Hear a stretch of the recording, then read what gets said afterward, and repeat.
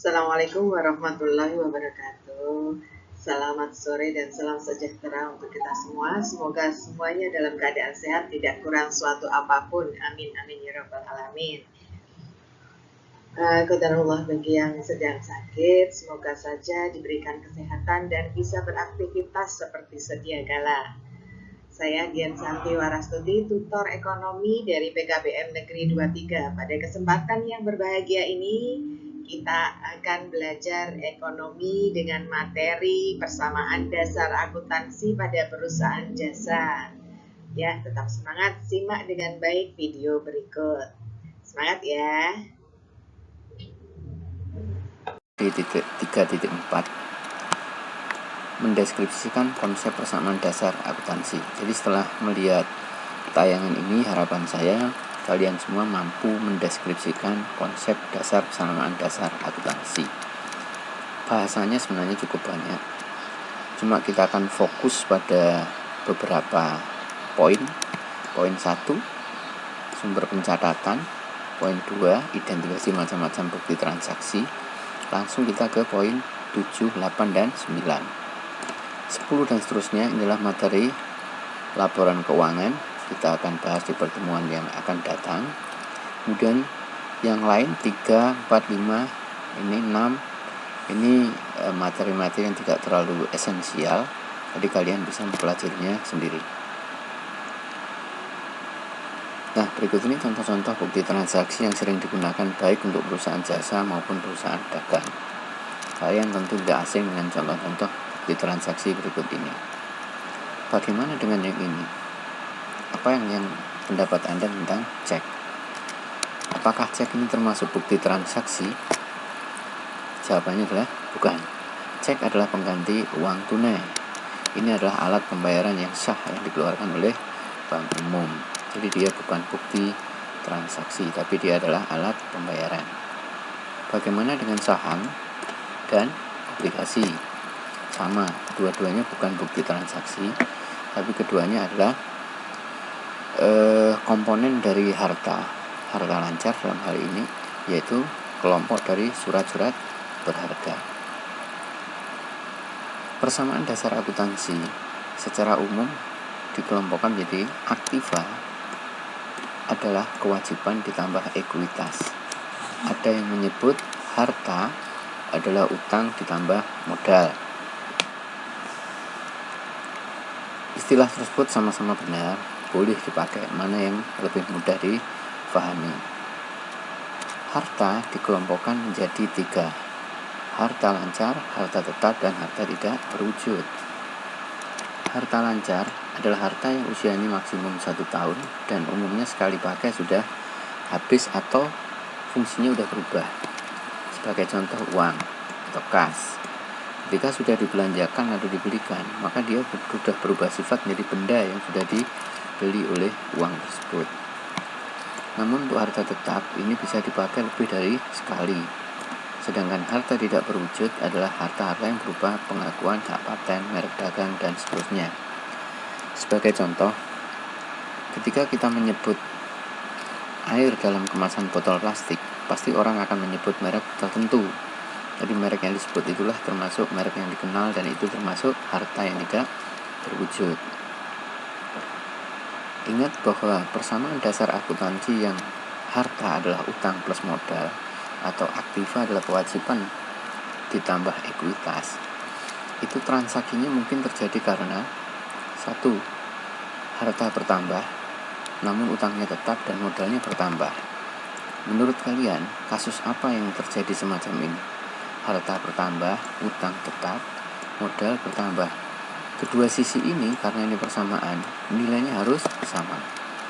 Ini terjadi apabila transaksi itu adalah transaksi yang terkait dengan investasi awal atau menerima pendapatan jasa. Jadi ketika investasi awal perusahaan baru didirikan, kemungkinan besar adalah di sini ada penambahan uang kas yang sekaligus uangnya digunakan sebagai modal. Atau kita menerima pembayaran dari jasa dari pelanggan. Itu berarti kas atau harta kita bertambah, modal juga bertambah.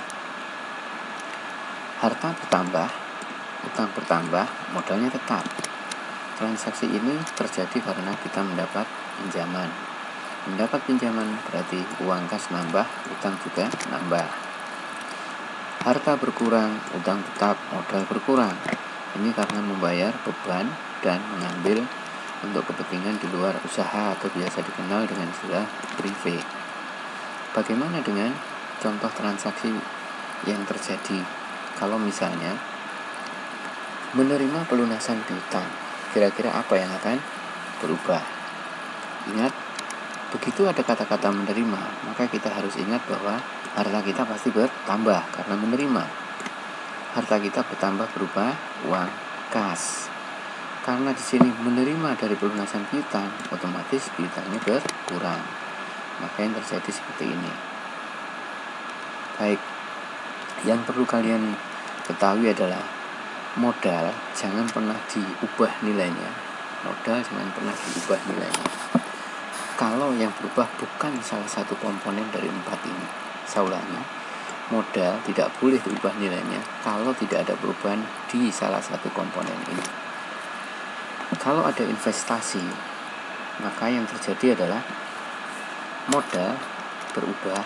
Dalam hal ini modalnya bertambah yang diikuti oleh bertambahnya harta berupa kas. Ini investasi. Bagaimana dengan beban atau biaya?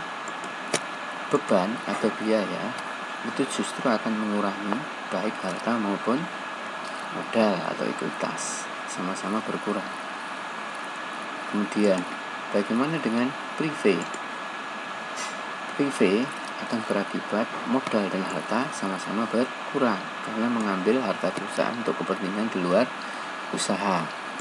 Sedangkan pendapatan ini akan berdampak pada modal atau ekuitas bertambah, harta berupa kas juga bertambah. Khusus untuk pendapatan, pada transaksi, pendapatan jangan diartikan selalu sudah dalam bentuk uang kas atau uang tunai. Pendapatan bisa saja belum dalam bentuk uang, namun masih dalam bentuk penerimaan pada periode yang akan datang, sehingga harta yang bertambah bukan lagi kas namun piutang.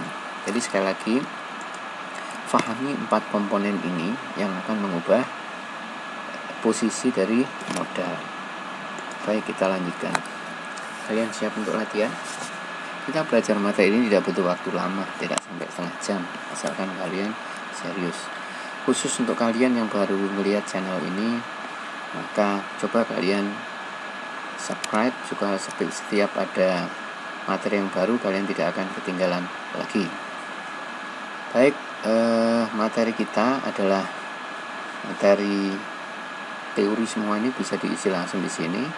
Di sini ada contoh transaksi tanggal 1 sampai tanggal 30 yang siap kalian isi. Jadi saya tidak akan membahas semuanya. Saya yakin kalian nanti bisa menggunakannya untuk versi yang berbeda, yaitu bukan versi PowerPoint, versi yang Excel. Kita ambil beberapa contoh saja. Tanggal 1 September menyetor uang pribadi 20 juta, ya, 20 juta. Ini adalah uang tunai, berarti akan berpengaruh pada kas. Untuk modal, peralatan salon 15 juta, berarti di sini peralatan ada 15 juta, nambah. Perlengkapan 2.500.000 nambah. Semuanya ini adalah modal, sehingga nilainya akan ada di posisi modal dengan jumlah keseluruhannya 20, 15, 35, 37, 500. Kita lihat pembahasannya. Kas bertambah, perlengkapan, peralatan, modal. Kemudian kita coba transaksi yang kedua. Dibeli perlengkapan salon 2.500.000, berarti perlengkapannya nambah. Secara tunai berarti kasnya berkurang. Dan peralatan salon 7 juta, berarti peralatannya nambah 7 juta.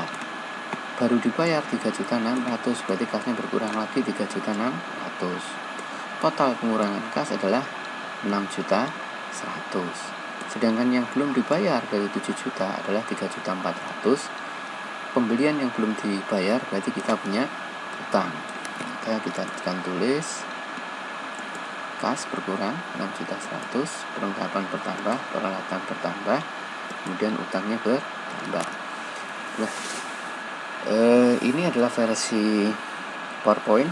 Anak-anak bisa pelajari sendiri ini, file ini bisa saya bagikan jika kalian memang berminat.